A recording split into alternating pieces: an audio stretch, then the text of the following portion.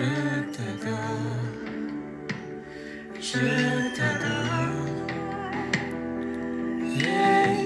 Tu traces un chemin au Père des miracles, tu tiens tes promesses. Yeah. Tu traces un chemin au Père des miracles, tu tiens tes promesses.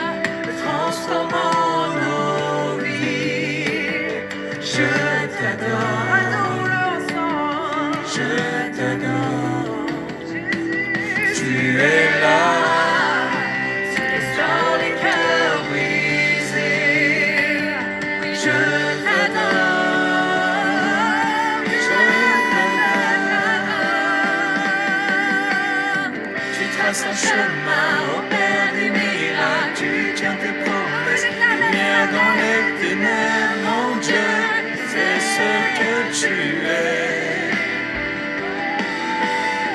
Tu traces un chemin au Père des miracles. Shalom ma soeur Emilienne, j'espère que tu vas bien.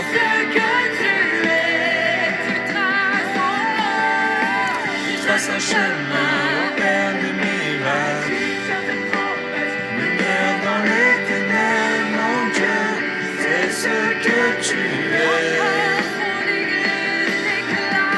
Tu traces un chemin au Père des miracles. Lumière dans les ténèbres, mon Dieu, c'est ce que tu es. C'est ce que tu es. C'est ce que tu es. Oui, moi ça va par la grâce du Seigneur. C'est ce que tu es. Que tu es. Tu es. C'est ce que tu es. C'est ce que tu es. C'est ce que tu es. Ce que tu es. C'est ce que tu es. C'est ce que tu es. C'est ce que tu es. C'est ce que tu es. C'est ce que tu es. C'est ce que tu es. C'est ce que tu es. C'est ce que tu es. C'est ce que tu es. Oui, ensemble, on déclare. Et quand je ne le vois pas, tu es là. Et quand je ne le sens pas, tu es là. Tu agiras encore. Tu agiras encore. Et quand je ne le vois pas, tu es là. Et quand je ne le sens pas, tu es là. Tu agiras encore. Tu agiras encore. Et quand je ne le vois Papa, tu es là. Toi qui écoutes cette réunion en ce moment, je veux t'inviter non seulement à être spectateur, mais à être participant et à déclarer c'est mon problème pour ta vie, problème pour ta situation, que Dieu agit encore et encore et encore. Papa, tu es là. Tu agiras encore. Tu agiras encore. Et quand je ne le vois pas, Et quand je ne le sens pas, tu es là.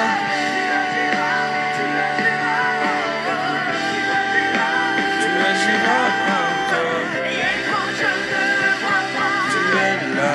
et quand je ne le sens pas, Tu es là.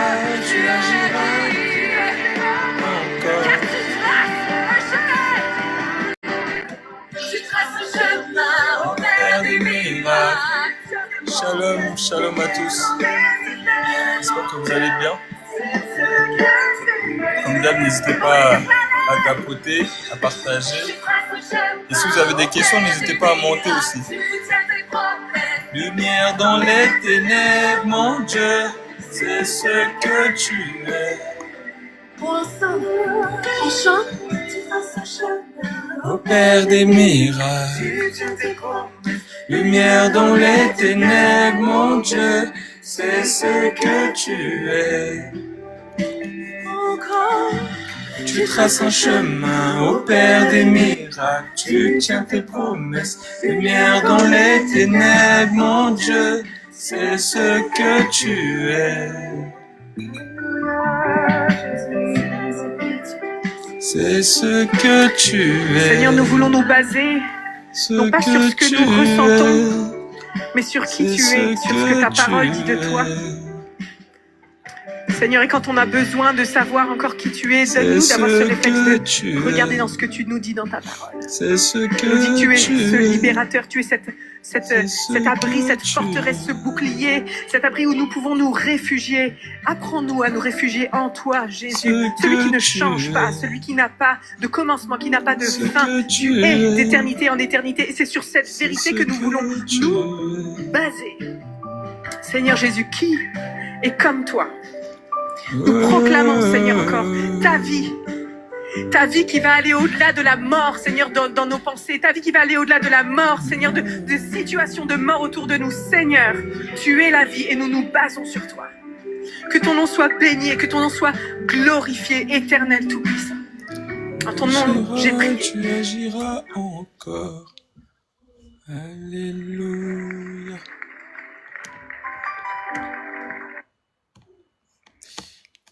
Shalom, mon frère Dariel. Salut mon frère, Ça comment va et vas-tu? toi? Ça va super par la grâce de Dieu. Alors, ma connexion n'est pas très bonne, donc j'avais deux questions. Ok. La première, c'est quand j'essaie de parler autour de moi que voilà que on n'a plus de temple, c'est-à-dire physique et tout, brique. Il y a toujours ce verset que les gens en fait me donnent du coup, je reste en fait bloqué. Je crois que c'est Acte 2, je sais plus où il est écrit, ils étaient assidus au temple. Donc ces personnes-là utilisent ces versets pour dire, tu vois, ils avaient toujours l'habitude d'aller au temple, donc nous aussi, l'Église doit faire pareil, c'est-à-dire aller au temple et tout. Donc, j'aimerais avoir plus d'éclaircissements, pourquoi j'étais assidu au temple. Et ma deuxième question concernait en fait le jeûne, puisque déjà dans les Actes des Apôtres, on voit pas mal de fois où on parle des apôtres qui ont jeûné, mais concernant une instruction directe sur le jeûne, bon, je j'ai pas lu toute la Bible, donc, mais j'ai jamais vu en fait. On nous parle de persévérer dans la prière et tout, veiller, prier et tout, mais sur le jeûne, on n'a aucune instruction. Donc voilà les deux questions. Si tu peux m'éclaircir sur ça, ce serait vraiment très bien. Ok. Attends, je prends ma Bible.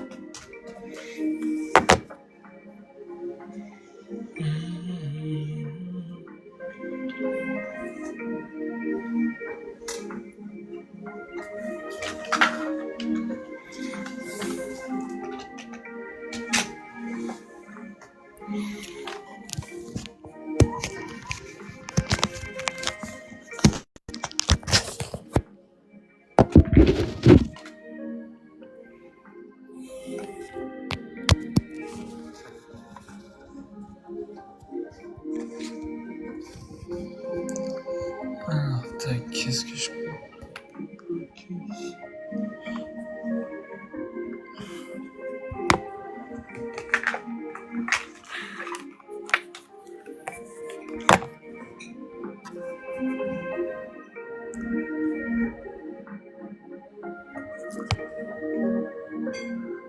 Shalom mon frère Dufour. Soyez béni pour les cadeaux. Alors, voilà.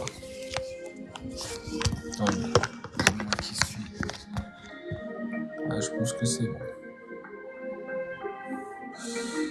Alors, concernant déjà le temple, je vais prendre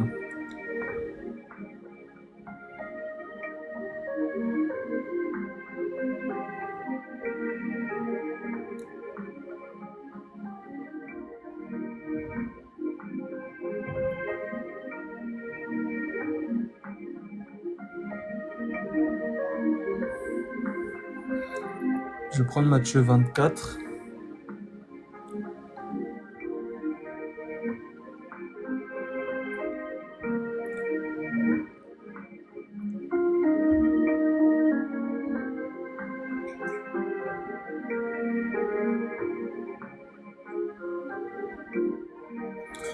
Matthieu chapitre 24, on nous dit à partir du verset 1. Comme Jésus s'en allait au sortir du temple, ses disciples s'approchèrent. J'espère que ça va pas tomber. Ses disciples s'approchèrent pour lui en faire remarquer les constructions. Mais il leur dit, voyez-vous tout cela? Je vous le dis en vérité, il ne restera pas ici pierre sur pierre qui ne soit renversée. Donc, les disciples étaient en train de lui faire remarquer la construction du temple. Parce qu'il y avait un temple, le temple que Salomon avait construit. Et lorsqu'on lui fait remarquer cette construction, il dit que le temple que vous voyez là, il ne restera pas pierre sur pierre qui ne soit renversée. Et la prophétie s'est accomplie parce que le temple a été détruit des années plus tard. Donc, lorsque les apôtres, déjà, premièrement, ont reçu le Saint-Esprit, on nous dit dans Actes chapitre 1, au verset 12, ils étaient tous dans l'étonnement. Non, pas le verset 12, le verset... Alors, tac. Actes chapitre 1, je suis dans Actes chapitre 2. Actes chapitre 1, verset 13. Quand ils furent arrivés, ils montèrent dans la chambre haute où ils se tenaient d'ordinaire. C'était Pierre, Jean, Jacques, André, Philippe, Thomas, Barthélemy, Matthieu, Jacques, fils d'Alphée, Simon le Zélote et Jude, fils de Jacques. Tous d'un commun accord persévéraient dans la prière avec les femmes et Marie, mère de Jésus, et avec les frères de Jésus. Donc, ils avaient l'habitude, merci mon frère Shemuel, donc en l'an 70, le temple a été renversé. Donc, ils avaient l'habitude de se réunir dans des maisons. Là, en particulier, ils se sont réunis dans la chambre haute. On nous dit, au verset 13, quand ils furent arrivés, ils montèrent dans la chambre haute où ils se tenaient d'ordinaire. Donc, tu vas voir que même quand le Seigneur est ressuscité, ils étaient dans une maison. Et le Seigneur leur a apparu dans la maison parce qu'ils n'osaient pas trop sortir. Ils avaient peur. Donc, le Seigneur leur a apparu. Les portes étaient fermées, étaient clos. Le Seigneur leur apparaît et leur montre les traces de la crucifixion, qu'il est bien ressuscité. Et je prends Actes chapitre 2.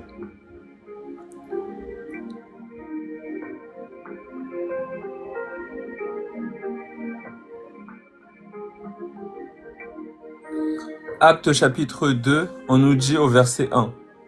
Le jour de la Pentecôte, ils étaient tous ensemble dans le même lieu. Donc, ce lieu-là dont on a parlé dans Actes chapitre 1, maintenant je descends, donc c'était une maison. Maintenant je descends au verset 41. Ceux qui acceptèrent sa parole furent baptisés. En ce jour-là, le nombre des disciples s'augmenta d'environ 3000 âmes.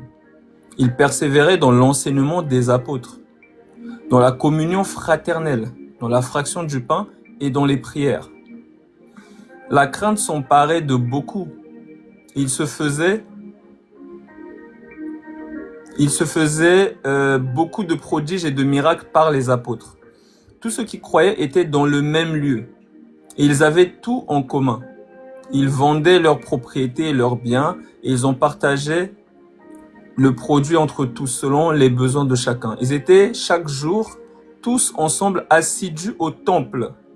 Ils rompaient le pain dans les maisons et prenaient leur nourriture avec joie et simplicité de cœur, louant Dieu et trouvant grâce auprès de tout le peuple. Et le Seigneur ajoutait chaque jour à l'église ceux qui étaient sauvés.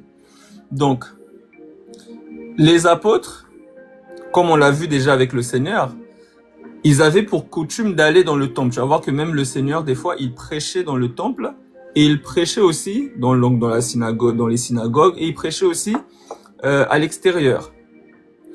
Eux, ils avaient l'habitude d'aller dans le temple. Tu vas voir aussi dans Luc chapitre 2. Luc chapitre 2, à partir du verset 36, il y avait aussi une prophétesse Anne, fille de Phanuel, de la tribu d'Azer. Elle était fort avancée en âge et elle avait vécu 7 ans avec son mari depuis sa virginité. Restée veuve et âgée de 84 ans, elle ne quittait pas le temple. Et elle servait Dieu nuit et jour dans le jeûne et dans la prière. Étant survenue elle aussi à cette même heure, elle louait Dieu et elle parlait de Jésus à tous ceux qui attendaient la délivrance de Jérusalem. Donc, il y avait un temple et les gens avaient pour habitude d'aller dans le temple. Tu vas aussi voir lors de la résurrection, lors de la, dans Actes chapitre 4, je pense, il y a Pierre et Jacques qui vont aller prier dans le temple. Je prends ça, je pense que c'est Actes chapitre 3. Actes chapitre 3, verset 1. On nous dit, Pierre et Jean montaient ensemble au temple à l'heure de la prière. C'était la 9e heure. Il y avait un homme boiteux de naissance qu'on portait et qu'on plaçait tous les jours à la porte du temple appelé la Belle, pour qu'il demandait l'aumône à ceux qui entraient dans le temple. Donc, même lors de la résurrection, tu vas voir que les disciples vont aller dans le temple avant qu'il soit détruit, parce que ce temple-là va être détruit. Donc, avant qu'il soit détruit, ils avaient pour coutume d'aller. Il y avait même un moment où Paul va faire un vœu. Il va se faire raser la tête. Je vais te prendre cette écriture. Et il doit aller faire la purification dans le temple. Je vais essayer de trouver cette écriture. Alors, tac.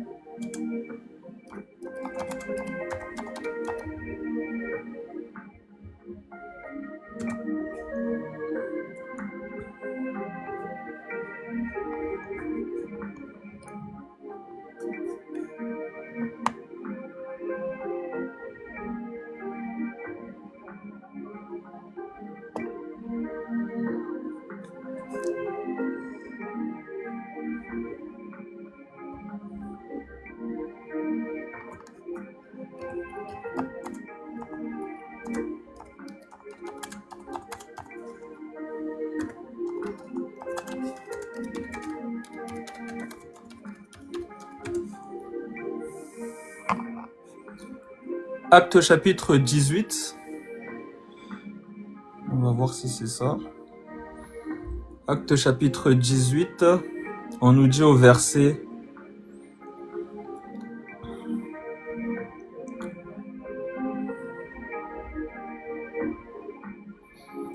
Au verset 18, on nous dit Paul resta encore assez longtemps à Corinthe. Ensuite, il prit congé des frères et s'embarqua pour la Syrie avec Priscille et Aquilas. Après s'être fait raser la tête à Cénrès, car il avait fait un vœu. ils arrivèrent à Éphèse et Paul y laissa ses compagnons. Étant entré dans la synagogue, il s'entretint avec les Juifs, qui le prièrent de prolonger son séjour, mais il ne consentit point. Et il prit congé d'eux en disant, il faut absolument que je célèbre la fête prochaine à Jérusalem. Donc, il va se faire raser la tête et ensuite il va aller dans la synagogue. La différence entre le temple et la synagogue, c'est tout simplement que le temple, c'est là où on faisait les sacrifices. C'est ça qu'il y a en plus. Sinon, les mêmes choses se faisaient dans le temple ou dans la synagogue. Il y avait des temps de prière, des temps de méditation de la parole, mais par rapport au sacrifice, ça se faisait dans le temple et non dans la synagogue. C'est juste ça la différence. Donc, tu vas voir que les apôtres, ils avaient pour habitude soit de se réunir dans des maisons, soit dans le temple. Et en réalité, ce n'est même pas un problème. Ça, c'est ce que j'appelle un faux débat. Parce que vous allez voir qu'il y a des gens, ils sont animés d'esprit de dispute. Donc, ils essaient de faire des débats sur tout et rien. Le temple du Saint-Esprit, ce sont des hommes. Maintenant, ces hommes-là peuvent se réunir où ils veulent.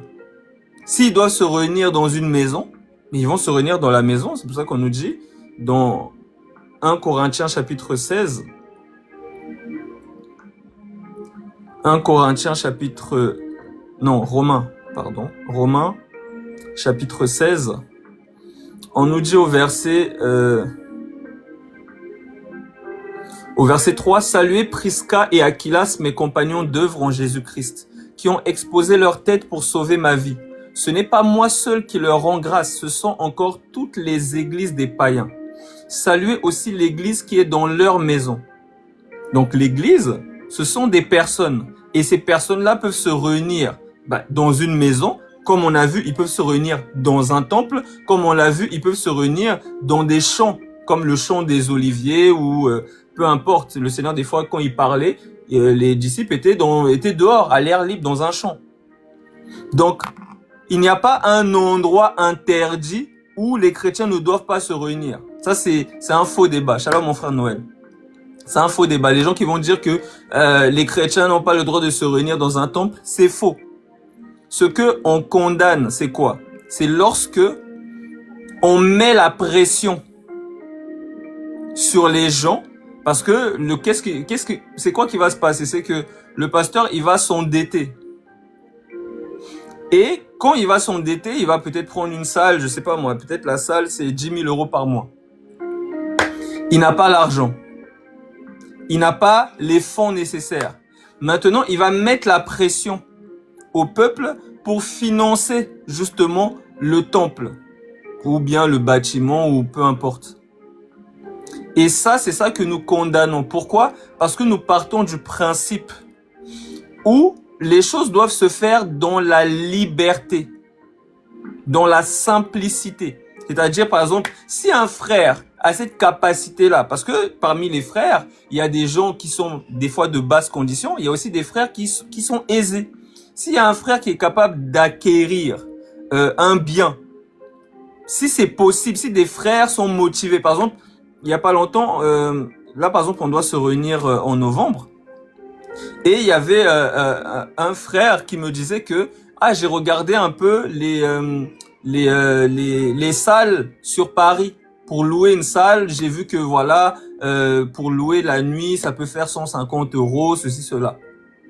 Si c'est des choses, on va dire, qui sont faites dans la simplicité, c'est-à-dire les gens sont enthousiastes, veulent, etc. Il n'y a pas de joug, quelque chose qui est imposé en disant, hey, on a pris le temple là, on s'est endetté. Non, mais là, il faut vraiment, il faut payer le temple, parce que si vous ne payez pas là, on va être chassé. Ouais.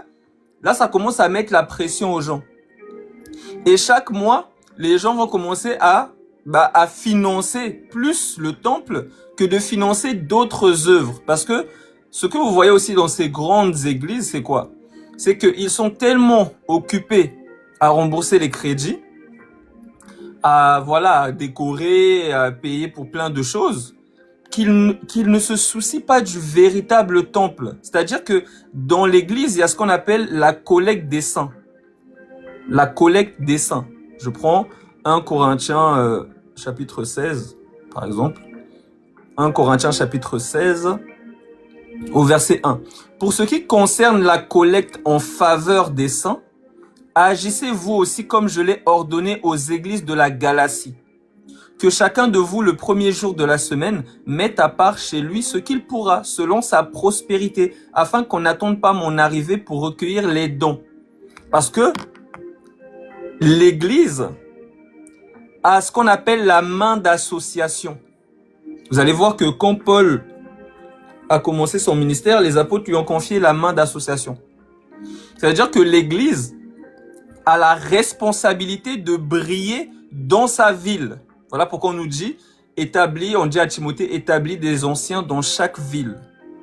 Donc l'Église, à la base, c'est pas pour être dans son coin, en train de faire sa vie. Non, l'Église doit être au milieu de la société. C'est pour ça qu'à l'époque, il n'y avait pas 20 000 églises dans 20 000, voilà, il n'y avait pas 20 000 églises dans une ville. Non, il n'y en avait qu'une seule église, écrit à l'église, l'assemblée qui est à Corinthe, l'assemblée qui est à Jérusalem, l'assemblée qui est à Philadelphia. Il n'y avait pas 20 000, je sais pas, dans une ville, tu vas trouver au moins 20 églises, soi-disant. Avec des doctrines différentes, à la base, il n'en était pas ainsi. À la base, l'Église doit être une lumière, non seulement à Jérusalem, en Judée, à la Samarie et aux extrémités de la terre, c'est-à-dire dans son quartier, dans sa ville, dans les villes voisines et jusqu'aux extrémités de la terre, parce que l'Église doit aller dans la croissance, pour faire des œuvres et pour briller, parce que le Seigneur veut que nous puissions pratiquer des bonnes œuvres. Donc, vous allez voir que, comme je disais, il y avait l'assemblée qui pouvait se réunir dans la première église, ils pouvaient se réunir dans un temple, vu qu'ils avaient un temple. Il n'y avait pas de facture chaque mois à payer. Il faut mettre la pression à tous les frères et sœurs. Ah, les frères, vraiment, là, c'est compliqué. Là, on va nous chasser. Nanana. Non. Normalement, il n'y a pas de pression. Parce que si vraiment, moi, je pars du principe, vous allez voir, par exemple, il y a des gens, quand ils font des concerts payants, ils disent, oui, l'évangélisation, leur phrase préférée. L'évangélisation est gratuite, mais l'évangélisation est payante. Mais attends, le Seigneur, lorsqu'il t'inspire une œuvre, mais c'est lui qui pourvoit. C'est-à-dire que si tu commences à manger partout, c'est que Dieu ne t'a pas appelé. Comment tu vas chanter pour Dieu? Tu vas commencer à faire payer les gens. Là, tu es dans le monde. Tu n'es pas dans l'évangile, parce que dans l'évangile, tu vas fouiller, tu vas jamais trouver David en train de faire des concerts payants. Vous n'allez jamais trouver ça. Le Seigneur, il dit, vous avez reçu gratuitement, donné gratuitement. En ce qui concerne les dons de l'Esprit, pour édifier l'Église et pour édifier les autres, on a reçu gratuitement. On n'est pas là pour commencer à commercialiser. Sinon, autant faire comme Joël Tatou, qui va commencer à vendre, à faire des consultations prophétiques à 200 €. Donc, eux, ils vont se dire, voilà, moi, je fais mes consultations prophétiques, l'autre, tu fais son concert payant. Oui, il va trouver des raisons parce que eux tous, ils sont dans Babylone. C'est tout à fait normal. Mais sinon, à la base, il n'en était pas ainsi. Et même quand tu vas au commencement, parce que le Seigneur, il aimait bien ramener les gens dans l'Éden. Adam, il vendait pas les fruits. Tout était gratuit. Tu peux manger de tout. C'est la gratuité à la base. Et quand tu regardes dans la doctrine, celui qui faisait des commerces en haut là, on sait c'est qui. Là, le commerce là. Mais bon, c'est pas un problème. Si tu fais des commerces, c'est pas un problème. Mais c'est juste pour expliquer que à la base, au commencement, c'est comme quand on parle de la polygamie. Le Seigneur, il ramène au commencement. Lorsqu'on parle de répudier sa femme, le Seigneur, il ramène au commencement. Donc, il faut toujours des fois regarder au commencement. Ça nous enseigne sur la simplicité de l'évangile. Donc, le problème, ce n'est pas que l'église se réunisse dans un temple. L'église peut se réunir, l'assemblée peut se réunir dans une maison, dans un parc ou dans un temple. Ce n'est pas interdit. Si vous entendez des gens dire oui, tous ceux qui se réunissent dans des bâtiments, ce sont des démons, c'est faux. Ça c'est des esprits de querelle. C'est des gens, ils ont des esprits de dispute. Ils ne prêchent pas l'évangile par des bonnes dispositions pour gagner les âmes, etc., pour que les gens viennent au Seigneur. Ils prêchent par motif de dispute. Ils veulent se chamailler. Ils vont se chamailler. Ils vont dire, qui n'est pas d'accord? Allez, bon, venez monter. Qui n'est pas d'accord? Donc, ça va être la guerre sur des mots, alors que c'est pas un problème. Juste, il faut user de sagesse. Il faut de l'organisation. Il faut pas commencer à plus se concentrer, on va dire, sur le bâtiment physique plutôt que sur le bâtiment du Seigneur, qui est les enfants de Dieu. Donc, il y a une collecte des saints. Il y a une collecte des saints et cette collecte-là, elle est là pour aider les frères et sœurs qui sont dans des difficultés et pour aussi participer aux œuvres dans la ville, les œuvres sociaux, c'est-à-dire faire des maraudes, je sais pas moi, ce qu'on appelle des boutiques solidaires, c'est-à-dire par exemple des vêtements pour les pauvres, etc. Donc l'église doit briller dans sa ville, pas en ayant forcément un grand palais, mais d'abord par ses œuvres. Par ses œuvres. Donc effectivement, oui, lorsqu'il y a 3000 personnes qui se convertissent dans le Seigneur, bah, ils vont pas tous être dans la maison de Marie. Donc c'est tout à fait normal qu'ils puissent se réunir dans un temple ou autre, s'ils ont les moyens. Donc ce n'est pas interdit. Personne n'a interdit dans la Bible, j'ai jamais vu ça. L'assemblée, l'église du Seigneur, ce sont des hommes. Et ces hommes-là, lorsqu'ils se réunissent dans un endroit, bah, l'église qui est dans telle ville, l'église qui est dans la maison d'un tel, l'église, voilà, c'est ça. Voilà pourquoi on parle de l'assemblée. Ecclésia, église vient de ecclésia en grec qui veut dire assemblée. C'est-à-dire plusieurs personnes qui se réunissent là où 2 ou 3 s'assemblent. C'est une église. C'est une église. Parce qu'il y a des gens, ils disent, voilà, moi je suis l'église. Donc en gros, ils disent que moi je suis l'église pour pouvoir marcher tout seul. Mais ils n'ont pas compris que l'église, à la base, l'église veut dire assemblée. Église, c'est pas solitaire. Église veut dire assemblée. Donc, il peut y avoir une assemblée au Congo, il peut y avoir une assemblée en Inde, il peut y avoir une assemblée. C'est le Seigneur qui connaît ceux qu'il a vraiment appelés pour justement prendre soin de son peuple. Parce qu'il y a aussi des faux, il y a aussi des loups, il y a aussi des gens qui sont là dans la cupidité, qui ne voient pas les âmes comme des personnes qu'il faut fortifier, qu'il faut chérir, qu'il faut justement donner la nourriture au temps convenable, mais ils voient les âmes comme des chiffres d'affaires. Ils voient les âmes comme des trophées. Voilà pourquoi ils se bagarrent. Ils disent, oh, si tu vas dans l'église de un tel là-bas, non, tu dois rester ici. Non. Ça n'existe pas, ces histoires-là. Déjà, à la base, il ne devrait même pas y avoir 20 000 églises déjà, à la base. À la base, il ne devrait même pas y avoir 20 000 églises. Pour dire, oh, si tu ne dois pas quitter telle église pour aller dans telle église. Déjà, à la base, déjà cet état d'esprit-là, c'est déjà même pas normal. Mais maintenant, partons du principe où il y a plusieurs églises. Mais si ton frère, il prêche la vérité, si ta sœur, elle prêche la vérité, mais vous tous, vous travaillez pour le royaume. Donc, le plus important, c'est quoi?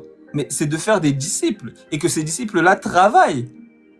Si tu vas dans une assemblée, mais tout ce que moi je te souhaite, c'est que tu puisses porter du fruit dans l'assemblée où tu es. Pas seulement que tu sois là les dimanches. Ah, alléluia, alléluia, alléluia, na Yesu, alléluia.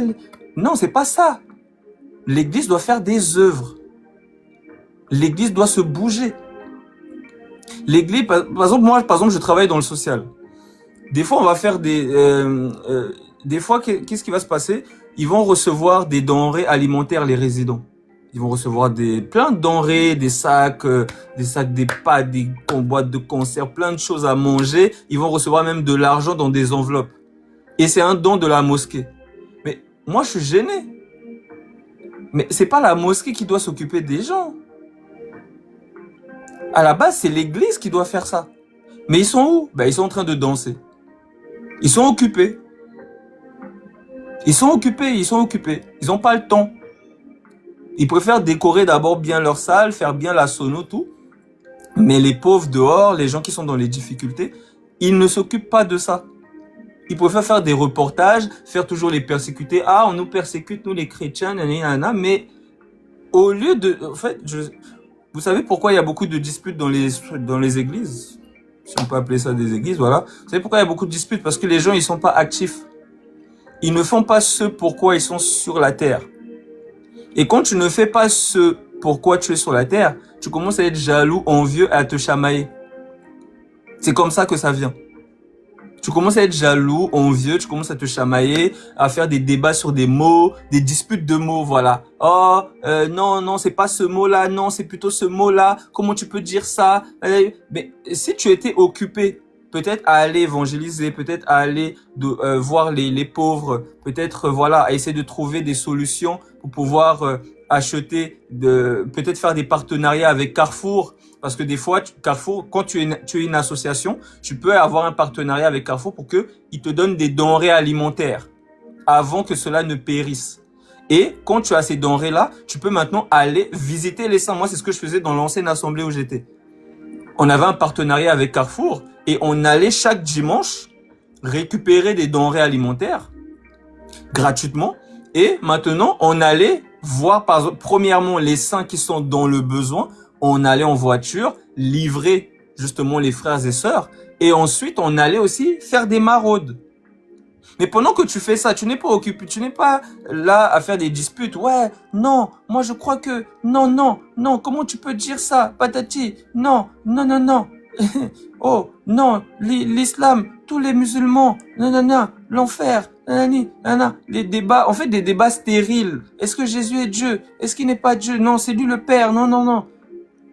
Tu viens, tu prêches la parole et tu vas t'occuper des frères et sœurs, tu vas t'occuper de ceux qui sont dans le besoin. En fait, tu es actif et t'as pas le temps pour les chamailleries, pour les querelles et trucs des bébés. Comme je dis à mon fils, arrête de faire le bébé cadom.